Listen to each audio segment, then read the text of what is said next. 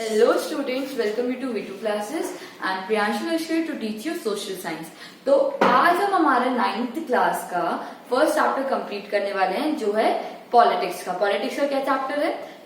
What is democracy and why democracy, है ना। तो पहले क्वेश्चन मतलब पहले जो चैप्टर का नाम है ना उसको एक बार क्लियरली समझ लो। क्वेश्चन चैप्टर का नाम क्या है? What is democracy and why democracy. What मतलब कि डेमोक्रेसी क्या है ना, और फिर उसके बाद व्हाई कि डेमोक्रेसी क्यों चाहिए। सबसे पहले तो समझ लेते हैं डेमोक्रेसी होती क्या है। डेमोक्रेसी एक ऐसा सिस्टम है। ये क्या है democracy? Democracy the system where people are elected by the, मतलब जो रिप्रेजेंटेटिव होते हैं ना उनको कौन इलेक्ट करता है? हम लोग पीपल इलेक्ट करते हैं। ठीक है, तो ये क्या है? एक सिस्टम है। ये क्या है? ये एक ऐसा सिस्टम है जहां पे जो रिप्रेजेंटेटिव होते हैं, कौन? Representative are elected by people, है ना। और अगर हम अब्राहम लिंकन के बारे में, लिंकन की डेफिनेशन समझे तो democracy is a form of government of the people, for the people and to the people. ठीक है, ऑफ, फॉर एंड टू। ठीक है, तो बेसिकली डेमोक्रेसी का मतलब क्या होता है? एक ऐसा सिस्टम होना जहां पे जो रूलर है ना, रूलर को कौन सिलेक्ट कर रहा है? रूलर को सिलेक्ट कर रहे हैं पीपल। समझ में आया? अब डेमोक्रेसी क्यों चाहिए? देखो डेमोक्रेसी अगर हम लोग रूलर को सिलेक्ट करेंगे तो रूलर के मन में थोड़ा वो रहेगी, मतलब थोड़ा सा डर रहेगा कि हाँ अगर हमने लोगों के हित में काम नहीं करा, लोगों का भला नहीं करा तो नुकसान होगा, और फिर क्या बोलते हैं लोग अगले इलेक्शन में उन्हें हरा देंगे, है ना। तो उस डर से क्या होगा, वो उनकी पावर वो मिसयूज नहीं करेंगे। और अगर ये डेमोक्रेसी नहीं होगी तो वो फिर क्या होगा? नॉन डेमोक्रेटिक कंट्री होगा। नॉन डेमोक्रेटिक कंट्री में क्या होता है? सब अपने मन से करते, जो काम उनको जैसे करना है वो सब अपने मन से करते हैं। समझना है? तो what is democracy and why democracy clear हुआ, है ना। तो अब हम आते हैं इस चैप्टर पे। इस चैप्टर में हमें क्या पढ़ना है ना। What is democracy, why democracy पूरा क्लियर हुआ ना कि डेमोक्रेसी क्या है और डेमोक्रेसी हमें क्यों चाहिए। ठीक है, तो सबसे पहले तो हमें इसमें क्या करना है? हमें इसमें डेफिनेशन समझना है। क्या समझना है? इसकी मीनिंग। किसकी मीनिंग? डेमोक्रेसी की मीनिंग, है ना। फिर उसके बाद हम क्या समझेंगे? डेमोक्रेसी के क्या फीचर्स होते हैं, और बेसिकली 4 फीचर्स होते हैं। कितने फीचर्स होते हैं? 4। तो इस वीडियो में हम क्या समझने वाले हैं? इस वीडियो में हम समझने वाले हैं डेमोक्रेसी क्या होता है, और डेमोक्रेसी के बाद हम समझेंगे कि डेमोक्रेसी के 4 कौन से फीचर है, मतलब 4 क्या फीचर्स है डेमोक्रेसी के। समझना है? और 4 जो फीचर्स है ना उनका एक एक केस, मतलब हर कंट्री का एक केस समझेंगे कि देखो ये फीचर कौन सी कंट्री में अप्लाई नहीं होता है। समझ में आया? तो अभी मैंने फिर से बताया डेमोक्रेसी की डेफिनेशन क्या है। It is a form of system, है ना। It is a system in which representatives are elected by people. ये क्या है? It is a system in which representatives are elected by people. I hope clear होगा। क्या clear होगा? It is a system in which people are elected by, sorry, representatives are elected by people। और फिर उसके बाद जो मतलब democracy है ना, डेमोक्रेसी के बाद अब्राहम लिंकन जो है, अब्राहम लिंकन ने क्या बोला था? It is a system of the people, for the people and to the people. तो आई होप आपको ये जो डेफिनेशन है डेमोक्रेसी की वो दिमाग में बैठ गई होगी। सिंपल डेफिनेशन ये आप देखो, मैंने बताया था कि एक ही सिस्टम है जहां पे रिप्रेजेंटेटिव्स कौन सिलेक्ट करता है? पीपल सिलेक्ट करता है। तो नॉन डेमोक्रेटिक कंट्री क्या होगी,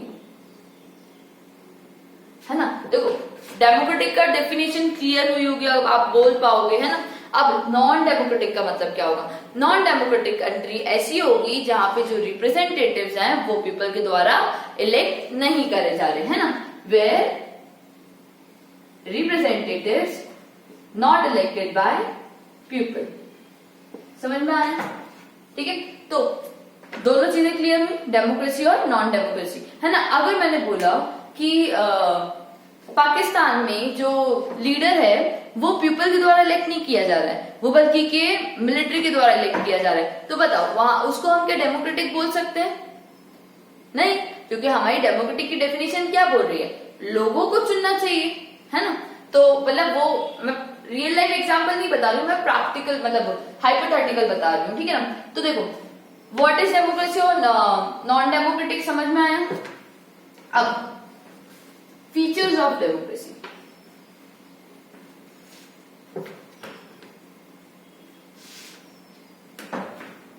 नेक्स्ट टॉपिक क्या है? Features of democracy.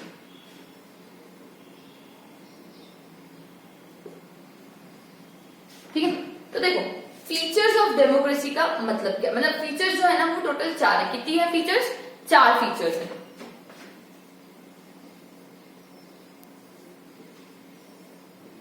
है ना? टोटल कितने फीचर्स हैं? टोटल 4 फीचर्स हैं, है ना?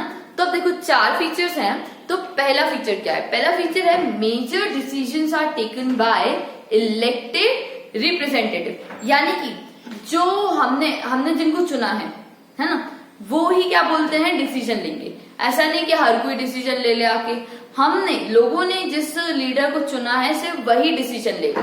तो पहला पॉइंट आया होगा major decisions are taken by elected representative, है ना? Major decision taken by elected representatives, है ना? तो इसमें भी हम एक एग्जांपल समझेंगे, एक एग्जांपल किसी कंट्री का एग्जांपल समझेंगे कि उस कंट्री में देखो लोग तो चुने जा, मतलब जो रिप्रेजेंटेटिव है ना, रिप्रेजेंटेटिव्स को पीपल ही चुन रहे हैं, बट जो डिसीजन है ना, डिसीजन किसी और के हाथ में है। एग्जाम्पल पाकिस्तान। ठीक है, पाकिस्तान की अभी हम कहानी समझेंगे, एक बार सारे फीचर्स को देख लेते हैं, है ना? तो major decision taken by elected representatives. दूसरा जो फीचर है वो है फ्री एंड फेयर इलेक्शन। जो इलेक्शन है ना, इलेक्शन को फ्री, यानी कि सबके पास फ्रीडम होनी चाहिए, कोई भी इलेक्शन में खड़ा हो सकता है। और दूसरी चीज जो है वो है फेयर होने चाहिए, है ना? तो डेमोक्रेसी में जो इलेक्शन है उनको क्या होना चाहिए? फ्री होने चाहिए और फेयर होने चाहिए। समझ में आया? दूसरा फीचर क्या था? Election should be free and fair. ठीक है, तीसरा जो पॉइंट है, तीसरा ये पॉइंट है 1 पर्सन 1 वैल्यू 1 वोट, मतलब एक पर्सन के पास एक वोट होना चाहिए और एक वोट की एक ही वैल्यू होनी चाहिए। ऐसा नहीं कि आप एकदम अमीर इंसान हो तो आपकी जो वोट की वैल्यू है वो 4 है, और कोई गरीब इंसान है तो उसकी वोट की वैल्यू 2 है या 3 है ना? आपको समझ में आया होगा। 1 पर्सन 1 वोट 1 वैल्यू, है ना? फोर्थ जो है वो है rule of law and respect for right, है ना? Rule of law and respect for right का मतलब क्या है कि आपको कानून, जो आपकी जो कॉन्स्टिट्यूशन है उसके लिए रिस्पेक्ट होना चाहिए। आप उसका जो डिसीजन है वो आपको मानना चाहिए। अगर देखो सुप्रीम कोर्ट ने कहा कि ये जो चीज है ये गलत है ना? तो इवन प्राइम मिनिस्टर जो है ना उसको भी उसकी बात माननी पड़ेगी, है ना? ऐसा कोई भी इंसान नहीं है जो जुडिशियरी का जो जजमेंट है उसके अगेंस्ट जाएगा, है ना? सुप्रीम कोर्ट का बोल रही हूँ, मतलब ऐसा आप केस कर सकते हो, बट आपको अगर उन्होंने बोल दिया कि नहीं यही होगा तो आपको उनकी बात माननी पड़ेगी, है ना? तो ये होता है rule of law and respect for right. ठीक है, तो चारों फीचर्स क्लियर हुए होंगे। अब हम अपना पहला फीचर पढ़ते हैं। पहला फीचर क्या है? Major decisions are taken by, major decision कौन लेता है?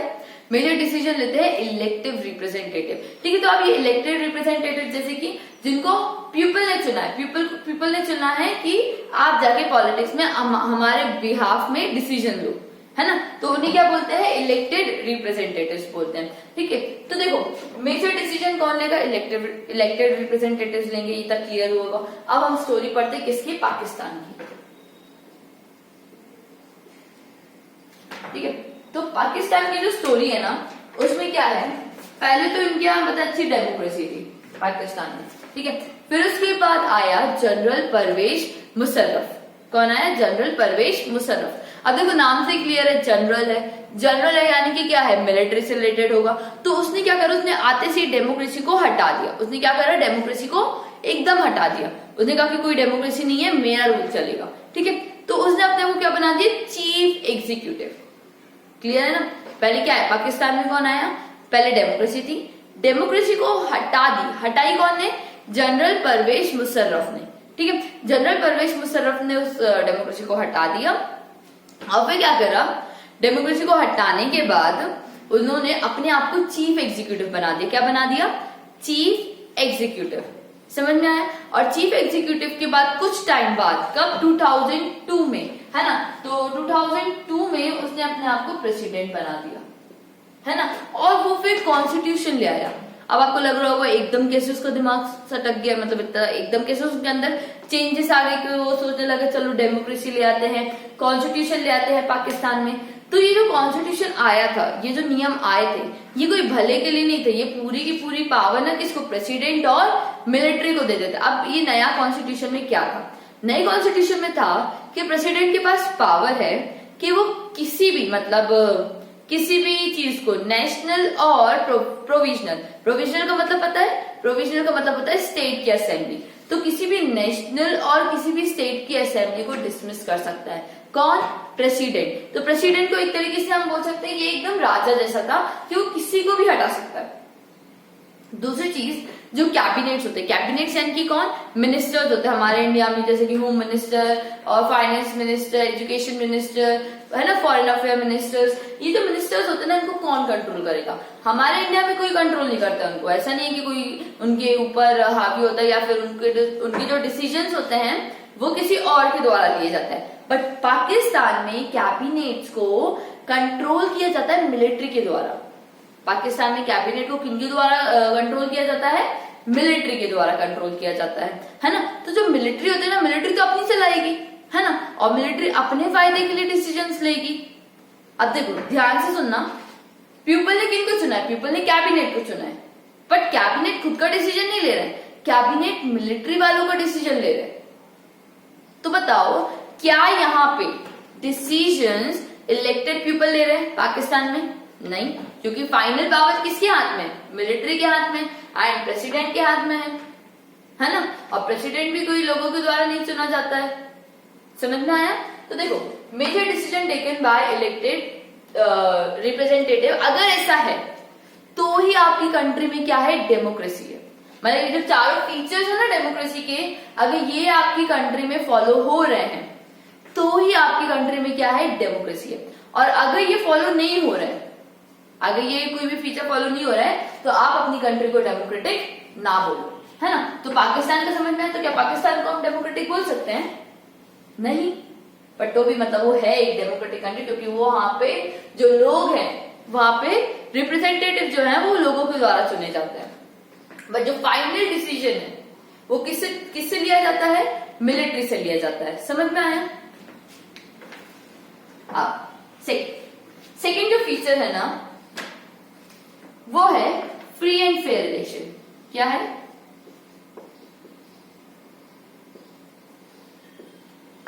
सेकेंड फीचर क्या है, free and fair election. Free and fair election का मतलब क्या होता है? फ्री एंड फेयर इलेक्शन का मतलब होता है कि जो इलेक्शंस होते हैं ना, वो एकदम फ्री होने चाहिए और उसमें कुछ भी मतलब करप्ट और कुछ डर्टी ट्रिक्स प्ले नहीं करे जाने चाहिए, है ना। फ्री का मतलब क्या होता है, फ्रीडम होनी चाहिए, और फेयर का मतलब क्या होता है, करप्ट नहीं होने चाहिए। यानी कि सबके पास राइट होना चाहिए इलेक्शन में लड़ने का, और सबके पास इक्वल राइट होना चाहिए जीतने का। ऐसा नहीं कि आपने अपनी करप्ट पॉलिसी से लोगों के वोट्स खरीद लिए। समझ में आया। तो सेकेंड फीचर क्या है, फ्री एंड फेयर इलेक्शन। अब फ्री एंड फेयर इलेक्शन में हम एग्जाम्पल देखेंगे चाइना एंड मेक्सिको का। ठीक है, पहला एग्जाम्पल क्या देखेंगे, चाइना का, और दूसरा एग्जाम्पल देखेंगे मेक्सिको का। अब देखो चाइना का जो है ना, चाइना में इलेक्शंस फ्री नहीं है और मेक्सिको में इलेक्शन फेयर नहीं है। अब ऐसा क्यों? चाइना में इलेक्शन फ्री क्यों नहीं है? क्योंकि चाइना में सिर्फ वही लोग लड़ सकते हैं, सिर्फ वही लोग कंटेस्ट कर सकते हैं जो चाइनीज कम्युनिस्ट पार्टी के हों, या फिर चाइनीज कम्युनिस्ट पार्टी की जो छोटे छोटे 8 पार्टीज होती है ना, उसके हों। ठीक है ना। तो चाइनीज कम्युनिस्ट पार्टी के हों या फिर चाइनीज कम्युनिस्ट पार्टी की 8 छोटी छोटी पार्टीज के हों, उन्हें हम क्या बोलेंगे, उन्हें हम बोलेंगे चाइनीज कम्युनिस्ट, सॉरी उसको हम मतलब उनको मतलब चाइनीज कम्युनिस्ट मेंबर बोलेंगे, है ना। और सिर्फ वही इलेक्शन लड़ सकते हैं। तो आप देख रहे हो ना, जो आम इंसान है ना, जो इस पार्टी को बिलोंग नहीं कर सकती है, वो तो कभी इलेक्शन लड़ेगी ही नहीं। तो क्या यहाँ पे फ्रीडम दी जा रही है हर लोगों को? नहीं। और हर बार कौन जीतेगा? हर बार एक ही पार्टी जीतेगी, चाइनीज कम्युनिस्ट पार्टी। क्यों? क्योंकि उसी पार्टी से 4 लोगों को वो खड़ा कर देते हैं। अब उस 4 लोगों में से आपको डिसीजन लेना है ना। तो चाइना का जो है वहां पे फ्रीडम नहीं है लोगों के पास, वहां पे हर कोई इलेक्शन नहीं लड़ सकता है। उसके लिए उसको क्या होना चाहिए, उसको क्या बोलते हैं, चाइनीज कम्युनिस्ट पार्टी का मेंबर होना चाहिए। अब नेक्स्ट जो है वो है मेक्सिको। मेक्सिको में ना इलेक्शन जो है वो क्या है, फेयर नहीं है। मेक्सिको में इलेक्शन क्या नहीं है, फेयर नहीं है। अब ऐसा क्यों है, क्योंकि मेक्सिको में ना जब से वो इंडिपेंडेंट हुआ है, वो इंडिपेंडेंट कब हुआ था, 1930 में। कब हुआ था, 1930 में इंडिपेंडेंट हुआ। और जैसे वो इंडिपेंडेंट हुआ वैसे ही उसने क्या करा, एक पार्टी ही रूल कर रही है। कौन सी पार्टी, PRI। थोड़ा इसका फुल फॉर्म करने की कोशिश करो, PRI। इसका फुल फॉर्म है इंस्टीट्यूशनल रिवॉल्यूशनरी पार्टी। क्या है, PRI का फुल फॉर्म है इंस्टीट्यूशनल रिवॉल्यूशनरी पार्टी। देखो फुल वो शॉर्ट फॉर्म क्या है, PRI, बट फुल फॉर्म उल्टा है, इंस्टीट्यूशनल रिवॉल्यूशनरी पार्टी, है ना। तो ये चीज समझ में आई, मेक्सिको में ना इलेक्शन फेयर नहीं है। फेयर नहीं है यानी कि वो करप्ट प्रैक्टिस कर रहे हैं। करप्ट प्रैक्टिस कर रहे हैं मतलब कि वो लोग क्या कर रहे हैं, वो लोग वोट्स को खरीदते हैं। गवर्नमेंट ऑफिसर्स जो होते हैं उनको बोलते हैं कि आपको हमारी पार्टी को ही वोट करना है, क्योंकि हम ही आपको सैलरी देते हैं, हम ही आपको क्या बोलते हैं जॉब पे रखे हुए हैं। हालांकि वो है गवर्नमेंट की, बट गवर्नमेंट किसकी अभी, PRI की। तो PRI हर गवर्नमेंट ऑफिसर्स को फोर्स करता है, हर गवर्नमेंट एम्प्लॉय को फोर्स करता है। गवर्नमेंट टीचर से बोलते हैं कि आप पेरेंट्स को बोलो कि वो PRI को वोट करें। तो देखो इतना डोमिनेंस शो करने के बाद इनकी पार्टी तो जीतेगी, और इनकी पार्टी लगातार जीतती है। क्यों, क्योंकि यहाँ पे फेयर प्रैक्टिसेस नहीं है। समझ में आया, ये जो सेकंड फीचर है वो भी क्लियर हुआ होगा। फर्स्ट फीचर क्या है, फर्स्ट फीचर है major decisions are taken by elected leaders. जो मेन डिसीजन होता है वो कौन लेता है, इलेक्टेड लीडर्स, है ना। हमारे इंडिया में क्या अंबानी डिसीजन लेगा, नहीं, क्योंकि उसको लोगों ने चुना ही नहीं है पॉलिटिक्स लीडर की तरह। डिसीजन कौन लेगा, जिसको हमने चुना है, PM नरेंद्र मोदी, इनको चुना है तो वही डिसीजन लेंगे। कैबिनेट जिनको हमने चुना है वही डिसीजन लेंगे। समझ में आया। अब सेकेंड पॉइंट हमने क्या पढ़ा, free and fair election. Free and fair election का मतलब क्या है कि इलेक्शंस को एकदम फ्री मतलब ये नहीं कि मुफ्त में बट रहा है, नहीं, फ्रीडम होनी चाहिए। फ्रीडम होनी चाहिए पार्टिसिपेट करने की, फ्रीडम होनी चाहिए कंटेस्ट करने की, है ना। ये फ्रीडम ना चाइना ने छीन ली है। और फेयर होने चाहिए, फेयर होने चाहिए ताकि सबके पास इक्वल अपॉर्चुनिटी हो हार और जीत की। अगर फेयर नहीं होगा तो क्या होगा, सिर्फ एक ही पार्टी जीती जाएगी, है ना, और दूसरी पार्टी को कभी मौका ही नहीं मिलेगा। तो समझ में आया सेकंड वाला पॉइंट। अब जो थर्ड पॉइंट है 1 person 1 vote 1 value। क्या है, 1 person 1 vote 1 value। इसका मतलब क्या होता है, आप देखो इंसान एक है ना, तो उसका वोट भी एक होना चाहिए और एक वोट की एक ही वैल्यू होनी चाहिए, ठीक है। मगर ये जो चीज है ना, ये बहुत सारी कंट्रीज में नहीं हो रहा है, जैसे कि Saudi Arab, Estonia and Fiji. कौन कौन से वो तीन है, Saudi Arab, Estonia and Fiji. अच्छा बताओ, क्या इंडिया में सबके इक्वल वोट है, मतलब सबको एक वोट मिलता है, हाँ, और सबकी एक ही वैल्यू है, हाँ, सबकी एक वैल्यू और सबके एक वोट है। मगर सऊदी अरब में वुमेन्स को तो वोटिंग का राइट ही नहीं है, सिर्फ मेन वोट कर सकते हैं सऊदी अरब में, ठीक है। तो सऊदी अरब में क्या सबको एक एक वोट मिल रहा है, नहीं, है ना। दूसरी जो चीज है वो है इस्टोनिया। इस्टोनिया में जो रशियन माइनॉरिटी है ना, रशियन माइनॉरिटी को बड़ी मुश्किल से वोट करने की आजादी मिलती है, मतलब उनके पास वोट करने का राइट नहीं है। बहुत स्ट्रगल करने के बाद वो मतलब 100 में से 20-30 लोगों को ही वोट का राइट मिलता होगा, सबको नहीं मिलता है ना। तो इस्टोनिया में समझ में आया।